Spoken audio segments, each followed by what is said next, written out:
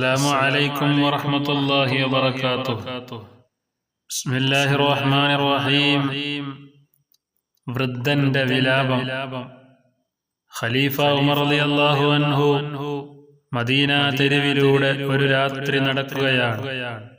തന്റെ രാജ്യത്തിലെ ജനങ്ങളുടെ ക്ഷേമത്തെക്കുറിച്ചും വിഷമങ്ങളെക്കുറിച്ചും മനസ്സിലാക്കാൻ രാത്രികാലങ്ങളിൽ ഇറങ്ങി നടക്കുക ഖലീഫയുടെ പതിവാണ്. അപ്പോൾ ഒരു വൃദ്ധന്റെ വിലാപം കേട്ടു. ദീർഘകാലമായി തന്റെ ഏക മകൻ വൃദ്ധനെ വിട്ടുപിരിഞ്ഞിട്ട് ഖലീഫ കാര്യമന്വേഷിച്ചു. മകൻ സൈന്യത്തിലാണെന്ന് വൃദ്ധൻ ഖലീഫയോട് പറഞ്ഞു. അദ്ദേഹത്തിന്റെ മകനെ ഉടൻ മദീനയിലേക്ക് വരുത്താൻ ഖലീഫ ഉമർ റളിയല്ലാഹു അൻഹു വേണ്ടുന്ന ഏർപ്പാടുകൾ ചെയ്ത ശേഷം ഖലീഫ ഉമർ റളിയല്ലാഹു അൻഹു പുതിയൊരു കൽപ്പന പുറപ്പെടുവിച്ചു.